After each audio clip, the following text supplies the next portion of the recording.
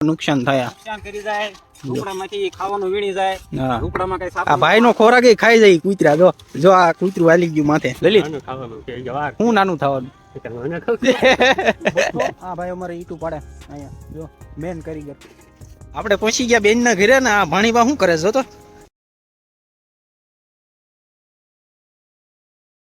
મિત્રો તો કેમ છો બધા મજામાં જય માતાજી બધાને સ્વાગત છે મારો નવા બ્લોગમાં તો આજે આપણે એક નવા બ્લોગની શરૂઆત કરી દીધી છે આજે આપણે જવાનું છે વર્તેજ દવાખાને તો મળીએ ત્યાં જઈને તો મિત્રો દવાખાને આટો મારી લીધો છે હવે આપણે દવાખાને હું લેવા આવ્યા હતા એ ભાઈ આપણને કહે છે આ છે મારા પટેલ એટલે કે બનેવી લલિત હું નાનું થવાનું એમ નહીં કોને નાનું થવાનું એમ મારી બેન ને તો હા એમ કેવાય કે તમારી બેન ને નાનું થવાનું આ તો કે નાનું થવાનું એમ હું નાનું થવાનું હવે આપણે ક્યાં જવાનું નેહડા કોની પાસે ચા પીને તરત પાછા બરોબર નેહડા માવો બનાવીને ખવાઈ લો પણ ઈ એક તમે આખો ખાઈ જઈજો ઈ બરોબર હા એમ હું એક આ ખાઈ નાખું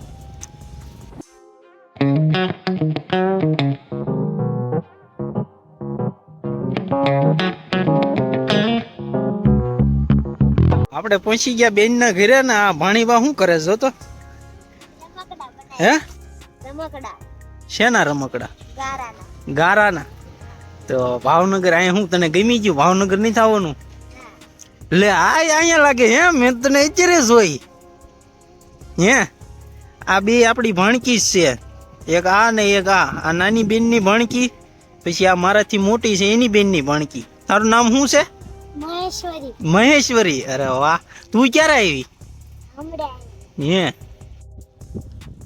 બોલો હાર્દિક જો આમે રમે છે એ હાર્દિક અહીં તો જો આવ્યો ન્યા શું કરશો ન્યા શું કરશો હે હે આ મારી બેન છે મારાથી મોટી તો પપ્પા ક્યાં આપડા પટેલ છે જો આ આપડા પટેલ છે ત્રણ અહીંયા ભેગા થઈ ગયા છે આ પટેલ કલર કામ કરે છે હા જે કોઈને કલર કામ કરાવવું હોય આ ભાઈનો કોન્ટેક્ટ કરજો હા ડિસ્ક્રિપ્શનમાં નંબર નાખી દઈશું આ ભાઈનો કોન્ટેક્ટ કરજો પણ આટલામાં ક્યાંક હોય તો જ તે હો બહુ આગે નહીં પાછું ક્યાં ક્યાં ઊંધી જાઓ તમે કલર કરો બધે એટલે આમ ઓલ ગુજરાતમાં તો ભાઈ ઓલ ગુજરાતમાં જાય છે એ ભાઈ જેને કોઈને કલર કરાવો એ કહેજો હવે ચા પાણીનું શું છે હે તો મિત્રો બેનના ઘરેથી નીકળી ગયા છીએ હવે જાશું એક ભાઈબંધના ભઠ્ઠે હું તમને બતાવીશ કે ઈટું કેવી રીતે પાડે આપણે જે મકાનમાં છણવા માટે ઈટું યુઝ કરવી છે ને બતાવું હું તમને કેવી રીતે ઈટું બને એમ તો ચાલો મળીએ ભઠ્ઠામાં આ ભાઈને અમારે એટલી ઉતાવળ છે ને એની છોકરી રહેતી નથી તો ક્યારના ઉતાવળ કરે છે એને પેલા ચા પીવાનું મન થયું હતું ભાવનગરથી નેહડા ચા પીવા આવ્યા હે કેવી ઉતાવળ છે કેવી તો એમ દાખલ કર્યું વખાડ્યું મિત્રો આ છે ઈટુ નો ભઠ્ઠો આ ભાઈ અમારે ઈટુ પાડે અહીંયા જો મેન કારીગર હા આજની પાડેલી છે ને કેટલી હશે આ ઈટુ જો આવી રીતે પડે ઈટુ કઈક 1500 ઈટુ છે નો હોય કેટલાની હાર છે એક 80 ની એમ ઈટુ પાડેલી હો પાડેલી હોય 80 ની ગણી લે તમ તારે એમાં એક ઈટ ઓછી ન હોય એમાં પરફેક્ટ ગણી લીધું હોય એવું છે એનું ગણી આમ કેટલી લાઈન છે આમ છે 19 લાઈન કેમ મોટી મારા પાછી વાંચવી પડે એટલે આ વરસાદના કારણે ઢાંકવી પડે ને વરસાદના કારણે ઠીક આ વરસાદ આવે એવું થયું છે ને એટલે ઢાંકવી પડે જો ઈટુ ને પછી આ કાશી ઈટુ છે એટલે આ પેલો પથ્થર છે કે ના 5 કાઢ નાખ્યા પણ બીજા ભરી ગયા છે વરસાદ આવે એટલે બીજે થપ્પો મારી દીધો બરોબર પછી જો આ સીમનીમાં પકવવાની આવે ઈટુ પછી જો ઓલી પડી ને લાલ ઈટું એવી થાય ઓલામાં પકવી ને પછી આની જેવી થાય. કોલસાની ગાડી લઈ હા ઓલી કોલસાની ગાડી છે, કોલસા હોજ જોવી. આ સારું છે, પછી આ દરિયાની રેતી છે. આ બધું ગારો કરવી ને ત્યારે આ માલ મેળવવો પડે ઈટુનો પાડવા માટે. હા પેલા આરો બનાવવાનો. જો આ અહીંયા છે ને આ ધૂળ છે બધી ઈટું પાડવા માટે આરો બનાવવાનો. આરો એટલે ઓલેની જેવો જો જો બનેલો છે ન્યા રહ્યું ન્યા. જો આ આરો છે. આવી રીતે પેલા આરો બનાવવાનો, પછી આમાં પાણી નાખીને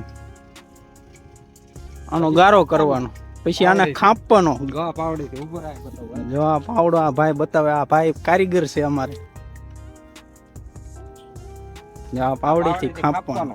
હા આમાં સારું ને સારું જ નાખવાનું આવે ને.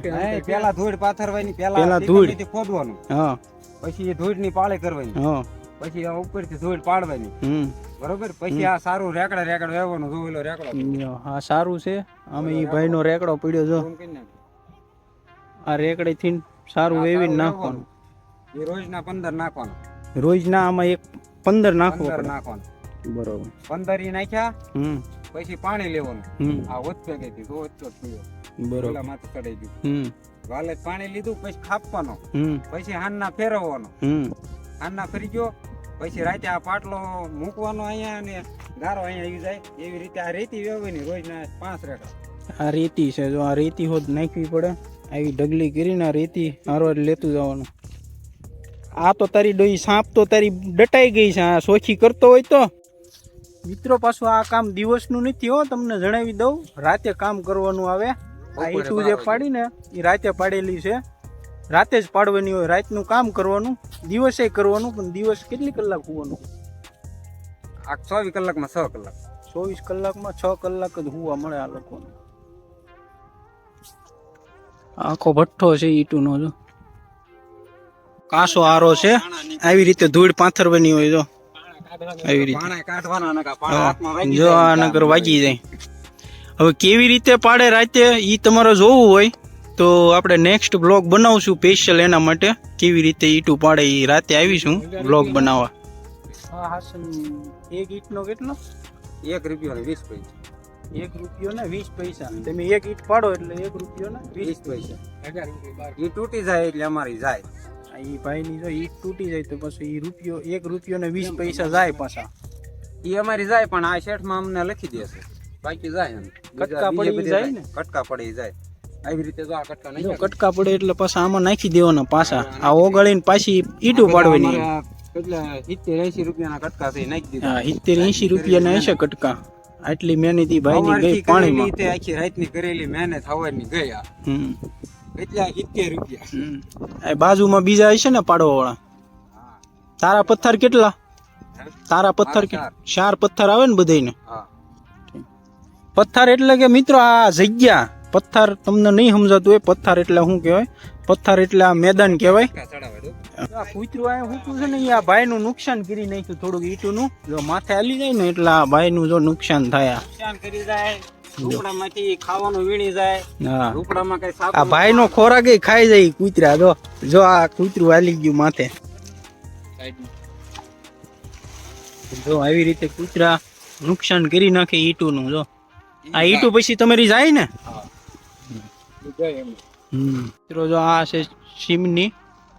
આ શક્કર કહેવાય આને. આ છે ને એ સીમની છે. જો ભૂંગળું દેખાય નહીં. આમાં ઈટુ પકવવા નાખવાની હોય. પાકીને બહાર આવે એટલે જો આવી ઈટું થઈ જાય. ફાઇનલી મિત્રો આપણે નીકળી ગયા છે હવે ભાવનગર આ લલિતના દવાખાને ઉતરી જાય છે.